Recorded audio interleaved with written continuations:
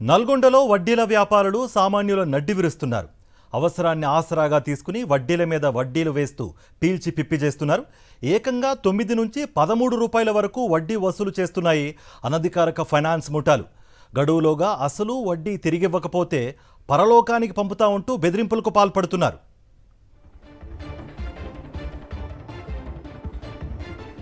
ఇటీవల నల్గొండలో అడ్డు అదుపు లేకుండా అనధికారిక ఫైనాన్స్ సంస్థలు రెచ్చిపోతున్నాయి.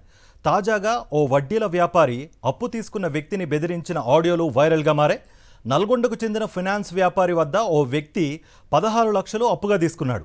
అయితే తీసుకున్న డబ్బు సమయానికి చెల్లించకపోతే అంతు చూస్తాం, పరలోకానికి పంపిస్తాం అంటూ ఫైనాన్స్ వ్యాపారి బెదిరించాడు. అసలు వడ్డీ కలిపి 28 లక్షలు చెల్లించాలంటూ వార్నింగ్ ఇచ్చాడు. వడ్డీ వ్యాపారులు ఇంతకు తెగబడుతున్నా వారిపై చర్యలు తీసుకోవటం లేదని స్థానికులు మండిపడుతున్నారు. రాజు, నేను చెప్పేది నిదానంగా విను.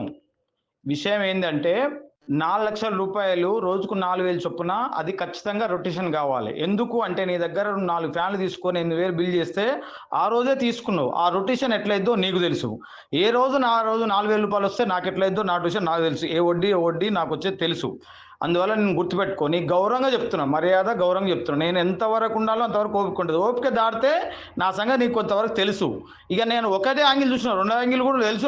నాకు చాలా దగ్గర ఉన్నది. నువ్వు దగ్గర 10 మంది ఉంటే నేను 100 మంది తెచ్చా. ఆ టైం వరకు అది క్లోజ్ చేయాలి. అగర్ 2 లక్షలు 4 లక్షల రూపాయలు ఎమర్జెన్సీలో తీసుకున్నావు, దాన్ని వడ్డీ చేసి 1,09,000 రూపాయలు, అది లెక్క నీకు తెలుసు. రేపు ఫస్ట్ వరకు ఆ 4 లక్షల రూపాయలు ఇవ్వకపోతే 4 లక్షలకు 9 రూపాయలు వడ్డీ పడుతుంది. ప్లస్ ఆ 4 లక్షలకు 5 రూపాయలు వడ్డీ, అది తీసుకుంటా. 8 లక్షలకు ఈ రకంగా వడ్డీ రేపు ఫస్ట్ కేస్తా. లేదంటే నా పైసలు నాకు మొత్తం క్లియర్ చేయి.